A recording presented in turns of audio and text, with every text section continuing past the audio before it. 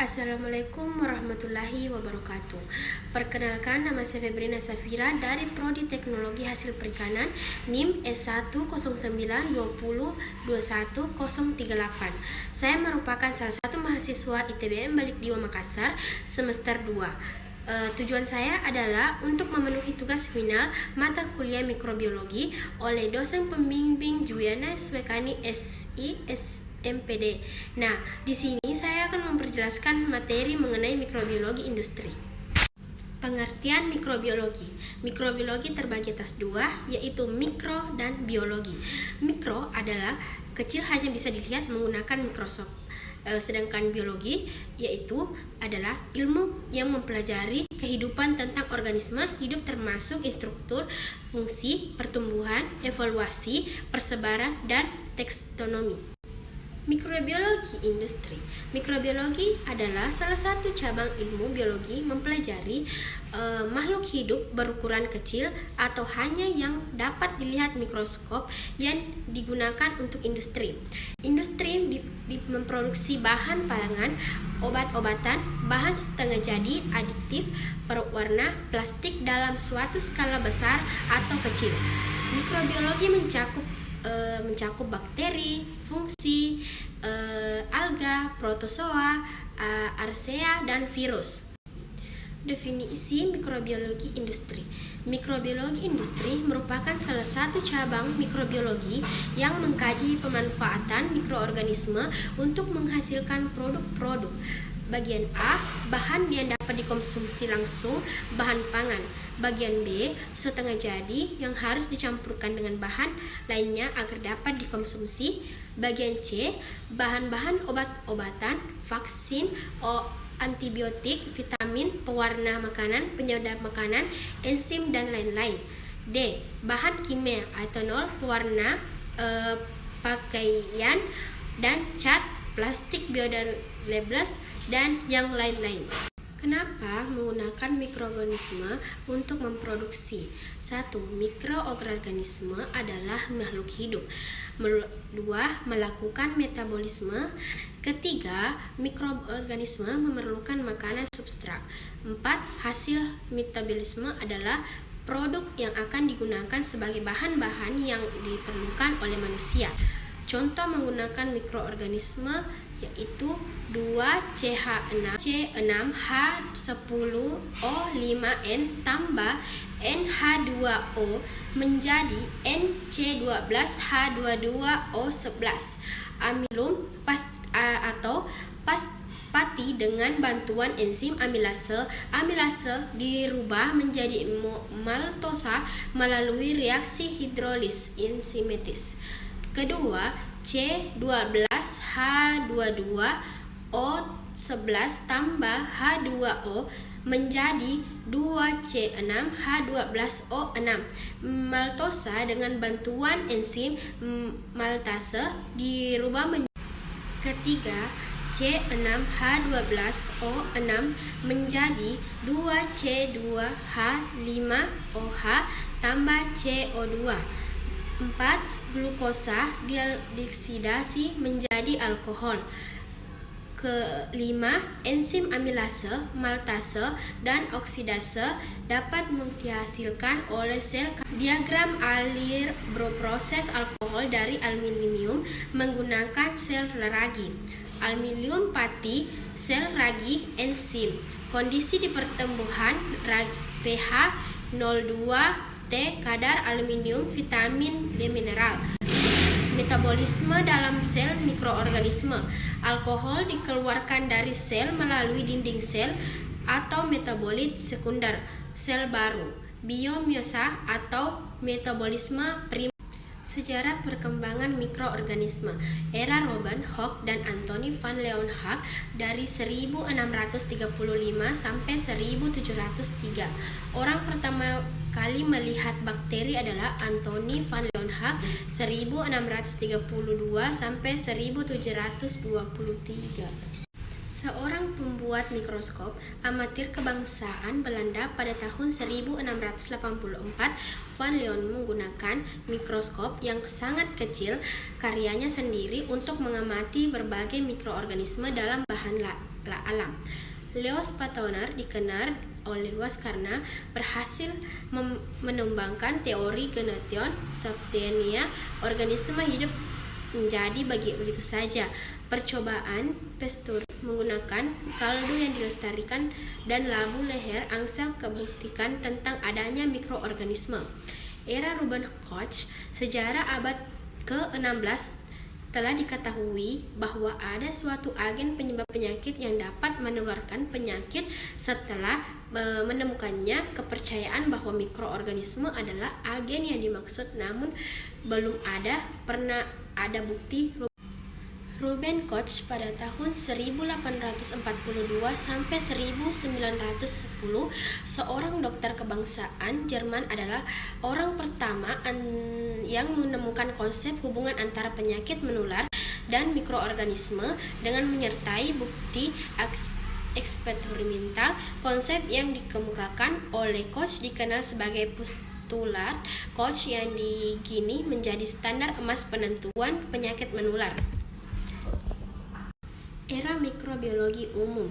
Mikrobiologi umum merunjak pada aspek biologi non-medis. Dua reaksi dikenal pada era ini adalah Beijerinch dan Bionegerich. Kedua melalui aspek biologi di lingkungan. Kedua, Martinus Beijerinch dan teknik kultur perkayaan.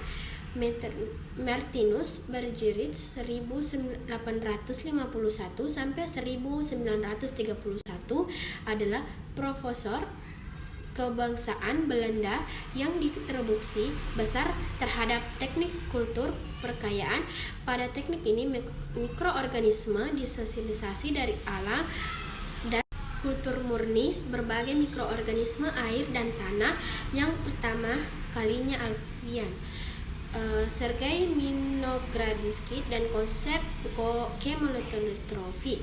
Pekerjaan Sergei Vinogradov yaitu 1956 sampai 1953. Asal Rusia, mirip dengan yang dilakukan Beijerinch, namun dia mendalami bakteri yang terlibat dalam siklus nitrogen dan siklus sulfitofug. Konsep chemolithography yang diteruskan berkaitan dengan adanya hubungan antara oksidasi senyawa anorganik dengan konservasi energi dengan menggunakan teknik pekaryawan. Vinogradski berhasil mensilisasikan bakteri pengikat nitrogen. Mikrobiologi modern memasuki pada abad ke-20 melalui perkembangan dua cabang mikrobiologi yang masih saling berhubungan, mikrobiologi dasar basic dan mikrobiologi teramplikasi ampliat. Mikrobiologi dasar. Mikrobiologi modern memasuki pada abad ke-20 melalui perkembangan dua cabang mikrobiologi yang masih saling berhubungan, mikrobiologi dasar basic dan mikrobiologi teramplikasi ampliat. Mikrobiologi dasar mengacu pada penemuan-penemuan baru di bidang ini, sedangkan mikrobiologi teramplikasi mengacu pada aspek pemecahan masalah problem solving yang berhubungan dengan bidang ini. Sejak ditemukan konsep dengan tentang DNA, maka bidang mikrobiologi pun memasuki era molekuler. Keberhasilan sekuensi DNA berhasil mengungkap hubungan filogenetik evolusi di antara berbagai jenis bakteri.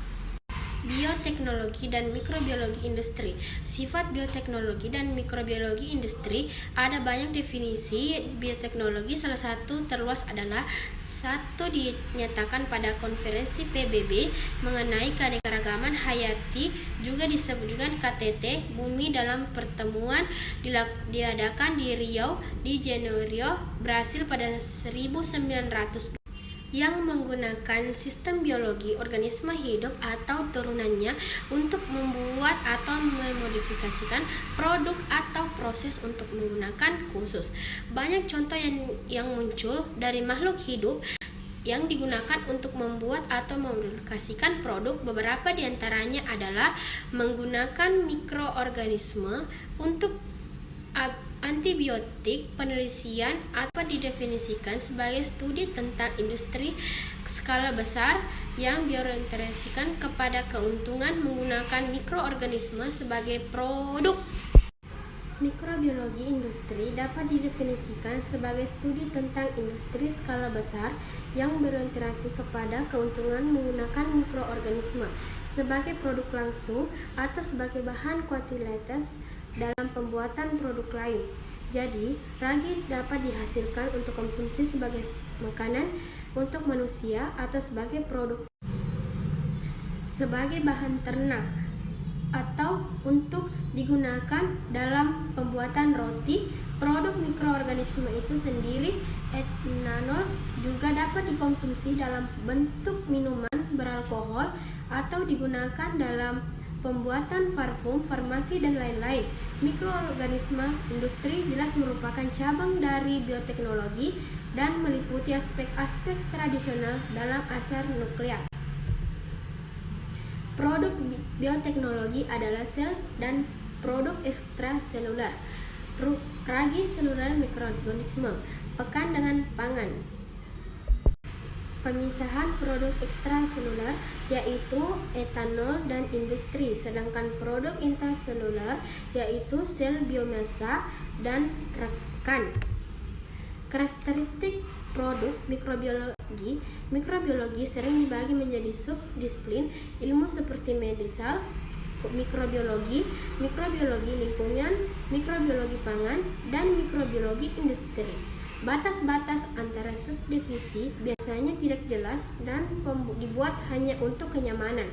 Hambatan atau kerugian proses mikrobiologi adalah waktunya lambat beberapa hari, konsentrasi produk rendah, hingga proses pemurnian memerlukan biaya tinggi. Produknya sensitif, mudah rusak terhadap perubahan suhu atau tekanan atau kondisi lingkungan, memerlukan pengendalian proses yang bergizi. Mikrobiologi sering dibagi menjadi subdisiplin ilmu seperti medisal, mikrobiologi lingkungan, mikrobiologi pangan, dan mikrobiologi industri. Keuntungan menggunakan mikroorganisme: proses berlangsung pada suhu dan tekanan rendah, hemat energi, ramah lingkungan, dan bahan baku menggunakan bahan terbarukan, biasa menggunakan sisa atau limbah sebagai substrat. Tugas mencari substrat untuk mikroorganisme. Syarat yang harus dipenuhi bagi proses mikroorganisme: 1. Mikroorganisme. 2. Substrat, bahan baku. 3. Fermentator. 4. Alat pemisahan pada cairan-cairan. 5. Kontrol kondisi. Karakteristik mikroorganisme industri.